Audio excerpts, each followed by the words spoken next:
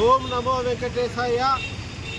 చూడండి అయ్యా, తిరుమలలో వెనక అన్నమయ్య స్టాచ్యూ ఉంది, బిర్యానీ బ్యానర్ కట్టారు. తిరుపతిలో ఉండాల్సిన పరిస్థితి బిర్యానీ సెంటర్ అన్నమయ్యని ఎంత ఘోరంగా అవమానిస్తున్నారు.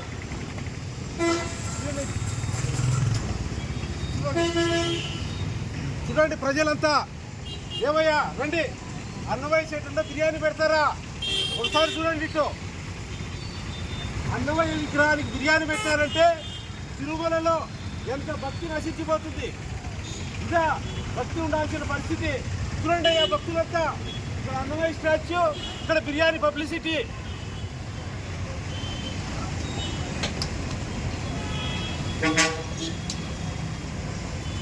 కనుక ఈరోజు ఉదయం అన్నమయ్యకు క్రిస్మస్ ట్రోఫీ పెట్టారు. కనుక ఇప్పుడు నేను కోరేది ఏంటంటే, అన్నమయ్యకు ఎవరైతే క్రిస్మస్ ట్రోఫీ పెట్టారో, క్రిస్మస్ ట్రోఫీ పెట్టిన వాళ్ళను అత్యవసరంగా అరెస్టు చేయాలి. అదేవిధంగా అన్నమయ్య స్టాచ్యూ దగ్గర ఎంత భయం లేదు వీళ్ళకు. బిర్యానీ పబ్లిసిటీ చేసుకుంటారా? బిర్యానీ తినవని ఇదేనా భక్తి?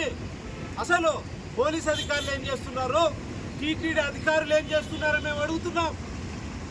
కాబట్టి దీనికి నిరసనగా ఈ బ్యానర్ పెట్టిన వాళ్ళ మీద అత్యవసరంగా కేసు పెట్టాలని, అదేవిధంగా టోపీ పెట్టిన వాళ్ళ మీద కూడా కేసు పెట్టాలని మేము కోరుతున్నాం. ఇది అత్యవసరంగా తీసుకోకపోతే ఇప్పుడే తిరుమలకొండ పైన అన్నమయ్య ఇల్లు కూల్చేశారు, అన్నమయ్య విగ్రహాన్ని కూల్చేశారు. అదేవిధంగా మొత్తం కూడా హనుమంతుని విగ్రహాన్ని తొలగించారు.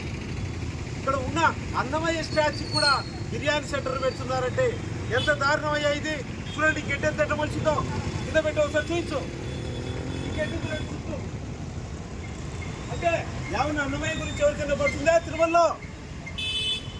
కాబట్టి మేము ఇప్పుడు ఈ గడ్డినంతా శుభ్రం చేయదలుచుకున్నాం. గడ్డిని శుభ్రం చేసి వీళ్ళను అరెస్ట్ చేసినంత వరకు, ఈ బ్యానర్ పెట్టే వాళ్ళను కేసు పెట్టినంత వరకు ఇక్కడే నేను ఉపవాస హరినామ సంకీర్తన చేస్తూ కూర్చుంటానని తెలియజేస్తుంటాను. వాళ్ళని అరెస్ట్ చేసేంత వరకు ఇక్కడ నుంచి కదిలేదు లేదని, హరినామ సంకీర్తన జరుగుతుంటుందని నా పేరు విజయశంకర్ స్వామి, అన్నమయ్య కళాక్షేత్ర పీఠాధిపతి, నేను తెలియజేస్తున్నాను. ఓం నమో వెంకటేశాయ.